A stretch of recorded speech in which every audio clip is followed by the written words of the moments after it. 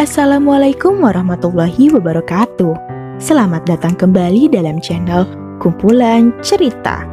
Masih bersama Kace dengan cerita Silver Moon, sebuah karya karangan Kak Pokinop. Selamat mendengarkan. Part 45. Jantungku mau copot kalau ia sudah tersenyum begitu. Ia pasti akan melakukan hal gila yang lebih buruk lagi. Ini tanggung jawabmu, El. Keluh Glenn sesaat setelah Zen keluar dari ruangan. Glenn memandang El dengan tajam. Iya tentu. El tersenyum lebar. Kenapa harus dia? Tanya Alex bingung. Karena dia sama gilanya dengan Zen, Kak. Jawab Mary memutar bola matanya. Pangeran, kau baik-baik saja?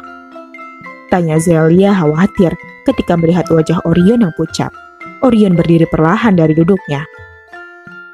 Maafkan aku, sepertinya aku butuh istirahat. Tiba-tiba ia langsung terjatuh seketika setelah selesai berbicara. Pangeran, Zelia langsung menghampirinya. Biar ku bantu. Jerry ikut membantu mengangkat tubuh Orion ke kamar tamu yang jadi kamarnya sementara selama ia tinggal di rumah itu. El, ini tugasmu, kata Jerry menatap El setelah ia membaringkan Orion di atas kasur. El mengangguk singkat. Bisakah kalian tunggu di luar? Ia butuh ketenangan untuk istirahat dan aku akan memeriksanya. El meminta mereka semua keluar dari kamar itu. Dia dokter? Indri bertanya pada Jerry. Iya, tapi bukan juga. Jadi yang benar tuh iya atau tidak? Jawab yang jelas dong, protes Indri. Secara teknis iya, tapi tidak secara resmi karena ia belum mendapatkan gelar di bidang kedokteran. Ia belajar ilmu kedokteran dari ayahnya seorang dokter. Jerry menjelaskan. Dia bisa dipercayakan? Zelia bertanya ragu. Tentu saja, ia bahkan lebih hebat dari dokter-dokter yang ada di negara ini. Hanya saja ia belum mendapatkan gelar. Jawab Jerry. Tenang saja Kak, percayalah padanya. Saat aku tertembak saja, dia yang mengoperasiku. Mary mencoba meyakinkan Zelia dan Indri. Zelia. Ersi berjalan cepat ke arah Zelia, diikuti Elsie dan Gildes di belakangnya. Apa yang terjadi? Gildes bertanya dengan suara berat khasnya. Sepertinya efek kutukan itu boleh bekerja. Zelia menunduk sedih. Tak lama kemudian, El keluar dari ruangan itu. Gimana? Ia baik-baik saja kan? Zelia langsung menghadang El. Tenanglah, ia hanya kekurangan energi. Kurasa karena kutukan yang kalian bicarakan itu, aku sudah menyuntikkan vitamin. Tapi aku tak tahu itu akan bekerja atau tidak. Benar kan apa yang kubilang? Kutukan itu boleh menyerap energinya. Zelia mengacak-ngacak rambutnya frustasi. Tenanglah sedikit, kau juga harus tenang. Indri mengalus lengan Zelia secara perlahan. Apa yang terjadi? Zen tiba-tiba muncul dan bertanya. Kak Orion pingsan, kutukan itu boleh bekerja. Jelas El dengan singkat. Tiba-tiba handphone yang ada di saku Zen bergetar. Auntie, tanya Mary melihat ekspresi Zen. Zen mengangguk pelan, lalu mengangkatnya dan menekan tombol loudspeaker. Zen? Iya, Ma. Mama sudah dengar soal Sasi dari Mary. Rebut dia, Zen. Jangan biarkan Sasi terluka lagi. Mama tak bercanda saat bilang kalau ia akan menikah denganmu nantinya. Terdengar suara helaan napas panjang. Iya, Ma. Aku mengerti. Zen memandang kosong ke lantai. Kalau sampai Sasi kenapa-napa, Mama bakal menghajarmu habis-habisan, Zen. Ingat itu. Tegas Mia dengan dinginnya. Zen tetap mengangguk, walau mamanya tak bisa melihatnya. Iya, Ma. Aku pasti akan menyelamatkannya. Apakah di sana ada cucu Hera? Tanya Mia lagi. Dia berada di tangan Lily, sama halnya seperti Sasi. Tapi suami dan rekan-rekannya bersama kami. Suami? Maksudmu putra mahkota dari dunia bernama Gerwish itu? Iya, Ma.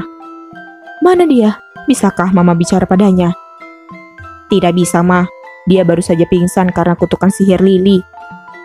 Zen melirik ke arah Zelia, Elsie, Ersi, Indri, dan Gildes yang menatapnya. Kalau begitu, berhati-hatilah. Kami akan membantu ketika urusan kami sudah selesai. Dia melunakkan suaranya. Oke, baik, Ma. Jawab Zen patuh, lalu sesaat kemudian sambungan telepon itu terputus. Kau sudah baik kan, Kak? Tanya Zen ketika Orion membuka matanya. Oh, sepertinya begitu. Jawabnya pelan. Kau yakin bisa mengikuti misi ini besok? Kondisimu tak... Jangan melarangku. Potong Orion, lalu duduk dan menatap Zen dengan tajam. Tak akan aku biarkan kalian menghalangiku untuk mengikuti rencana ini. Luna itu istriku, dia tanggung jawabku, dan aku adalah suaminya. Harus aku yang menyelamatkannya, apapun yang terjadi. Zen mengangkat sudut bibirnya. Aku menyukai orang keras kepala sepertimu, Kak. Dan aku juga tahu apa yang kau rasakan. Posisi kita saat ini kurang lebih sama. Zen berdiri, lalu mengambil pistol semi-otomatisnya dari balik pinggangnya. Ambillah ini. Zen menjodorkan senjata itu di hadapan Orion. Orion ragu, tapi ia tetap mengambilnya. Gunakan ini saat kau terdesak, hanya saat kakak benar-benar membutuhkannya. Katanya sambil mengajarkan cara pakai benda itu pada Orion. Pangeran, syukurlah kau baik-baik saja. Zelia tiba-tiba masuk dan menghampiri Orion. Ada apa? Orion langsung tahu bahwa ada sesuatu yang ingin disampaikan Zelia. Ini kabar buruk, Pangeran. Ini tentang Kian. Kami tahu kenapa dia berkhianat. Kami meminta tolong pada Glenn untuk mencari tahu asal-usulnya. Lalu, Orion mengangkat sebelah alisnya penasaran dengan alasan Kian meninggalkan mereka. Pangeran, ingat perempuan yang waktu itu mengunci putri di toilet? Iya, tentu saja. Namanya adalah Kinan. Ia adik kandung dari Kian. Saat ini ia juga diancam oleh Lily. Karena itu ia berkhianat. Adiknya, Kinan, juga diculik untuk menjadi persembahan ritual itu. Dalam ritual itu disebutkan kalau Lily membutuhkan gadis perawan. Bagaimana dengan Sasi? Ia juga menculiknya. Untuk tujuan itu kan? Saut Zen tiba-tiba. Itu juga benar. Ia sudah mengumpulkan gadis perawan lebih dari 10 orang, termasuk Sasi dan Kinan. Zelia menjelaskannya dengan cepat. Apa? Orion sangat kaget. Ritual apa yang akan mengorbankan lebih dari 10 orang begitu? Protes Zen kaget. Ritual keabadian. Dia benar-benar akan melakukannya. Gumam Zelia pelan. Ritual ini pasti ritual terbesar yang pernah ada dalam sejarah sihir jika benar-benar dilakukan. Sebaiknya kalian istirahat, kita akan mulai bergerak besok, kata Zelia kemudian keluar dari kamar Orion. Pukul 9 pagi, ruang perencanaan bawah tanah. Semuanya sudah kumpul? Tanya Zen pada El. El mengangguk. Oke, aku akan mulai menjelaskan. Kita akan tiba di lokasi sekitar jam 13. Kita tak tahu jumlah musuh yang sebenarnya. Karena itu, kita akan menggunakan planning penyerbuan dari segala arah. Zen memberi kode pada Glenn yang langsung disambut dengan anggukan olehnya. Glenn menekan remote dan muncullah blueprint dari sebuah bangunan yang merupakan markas Penton. Ini blueprint markas mereka. Total luasnya kira-kira hampir sama dengan 2 kali lipat luas dari rumah ini. Jadi, kalian bisa bayangkan sebesar apa markas mereka. Zen kembali melihat ke arah blueprint dan menunjuk sebuah lokasi dengan laser merah. Ini adalah bagian belakang markas mereka.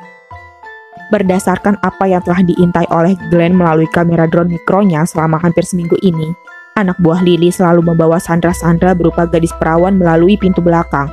Kemudian, mereka akan mengurungnya di penjara bawah tanah. Ini, bagian depan markas mereka. Dari luar, mereka tampak seperti sebuah perusahaan penyewa jasa penjaga atau bodyguard biasa, tapi keamanan mereka sangatlah ketat. CCTV dan penjaga di mana-mana. Bahkan, mereka juga membuat perisai sihir. Jadi mereka akan tahu siapa saja yang telah memasuki markas mereka. Bagian samping kanan dan kiri mereka dijaga ketat oleh beberapa pembunuh bayaran dan tentara bayaran dengan kemampuan yang tak bisa diremehkan. Mereka bekerja untuk Phantom. Kami mengenal semua nama-nama mereka. Aku, Kak Orion, dan Dev masuk lewat depan. Dev yang akan menyerang semua penjaga yang ada di depan, kecuali penyihir. Kak Orion yang akan mengatasinya. Bagaimana? Zen bertanya padanya. Orion mengangguk cepat. Bagian belakang adalah tugas L, Paman Gildes, Elsie, dan Alex. Tugas kalian bukan hanya menerobos masuk, tapi juga membebaskan para tawanan. Aku tak yakin apakah mereka membawa Kak Luna dan Sasi ke sana atau tidak. Kalau dugaanku benar, mereka dibawa ke tempat yang berbeda. Kak Alex, bolehkah aku bertanya? Zen lalu menatap Alex sebentar. Iya, silakan, katanya kalem. Kau bisa sihir, bela diri, atau semacamnya. Maaf, hanya untuk memastikan, aku tak ingin salah langkah. Aku bisa sihir tingkat menengah, dan aku mantan tentara bayaran. Tentu, aku bisa menggunakan senjata, katanya tersenyum. Zen kembali berpikir sambil melihat ke arah blueprint. Baiklah, bagian kanan, Jerry, Ersi, dan... sudah kuduga, kita kekurangan orang. Zen mengacak-ngacak rambutnya frustasi. Hai, apakah kalian kekurangan orang? Sepertinya kalian butuh bantuan, kata seseorang tiba-tiba muncul dari balik cermin. Zelia tersenyum lega mengetahui siapa orang itu. Hanya Orion, Zelia, Elsie, dan Ersi yang mengerti apa yang dikatakan orang itu, tapi tidak dengan Zen dan yang lainnya. Mereka seperti mengatakan sesuatu dengan bahasa yang tak mereka mengerti. Jerry dan Dev langsung berdiri dan menodongkan senjatanya ke arah beberapa orang yang tiba-tiba saja muncul dari balik cermin. Jangan, mereka berpihak di kita, larang Elsie saat Jerry sudah ingin maju. Mereka teman kalian dari Gerwish. Dev kembali memasukkan senjatanya. Kata orang itu sambil tersenyum. Apa yang mereka katakan? Glenn melongok parah. Ares, gunakan sihirmu. Mereka tak mengerti dengan bahasa kita, kata Orion pelan. Benarkah? Maaf kalau begitu. Aku Ares Liori, seorang pangeran dari kerajaan Davor. Dan ini Pangeran Rindo Barda dari kerajaan Barda. Dan ini tadinya adalah pelayanku, Fizi. Tapi sekarang Fizi telah menjadi kekasih Rindo, kata Ares memperkenalkan diri dan beberapa orang bersamanya.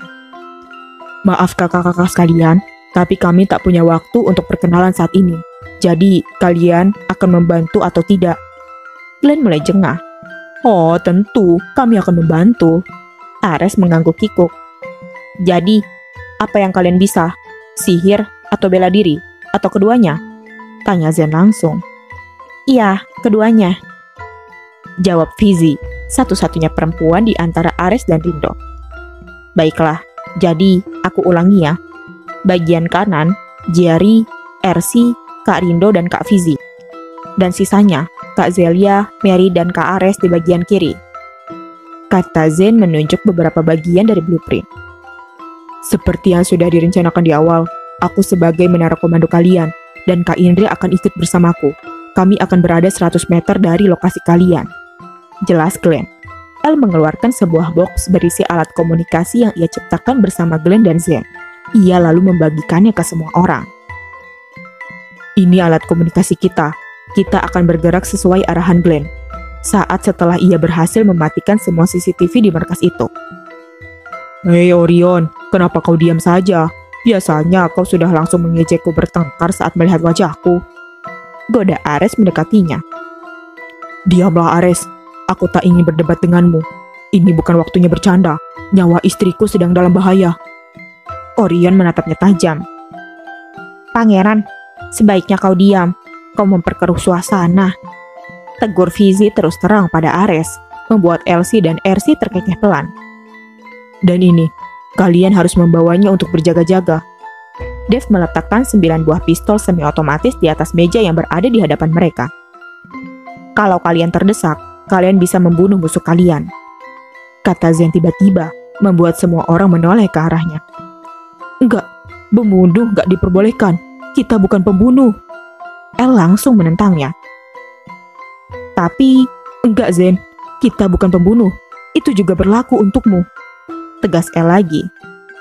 Kakak, jangan macam-macam, atau aku akan melaporkannya pada Aunty. Peringat Mary akhirnya.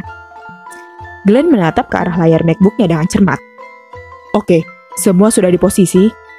Terdengar semua jawaban melalui earphone khusus di telinganya.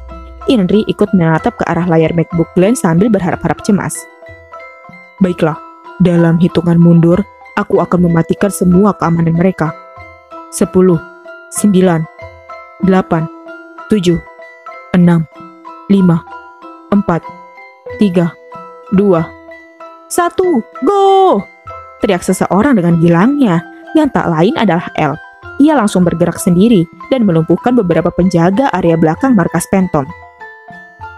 Anak muda zaman sekarang sangat energik ya. Itulah komentar Gildes saat melihat El bergerak terlebih dahulu. Dia bukan energik, Paman. Dia itu memang kurang waras sepertinya. Baras Elsie gemas. Kakak, aku bisa mendengarmu loh. Bisik El. Abaikan kelompok L. Kalian yang mendengar suaraku, ikutilah komando dari Glenn. Zen memperingati.